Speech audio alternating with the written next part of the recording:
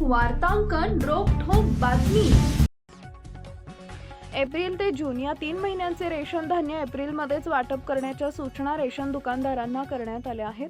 शासनाकडून धान्य वितरण सुरू झाले असून 3 महिन्यांचे धान्य रेशन दुकानात ठेवण्यासाठी पुरेशी जागा नसल्यानं दुकानदारांना अडचणी येत आहेत। 90 दिवसांचं रेशन एकाच वेळी मिळणार असल्यानं शिधापत्रिका धारकांमध्ये एकीकडे आनंद असला तरी दुसरीकडे दुकानदारांच्या अडचणीमुळे धान्य वाटप एकाच वेळी न करता 3 टप्प्यात घेण्याचा निर्णय करण्यात आलाय।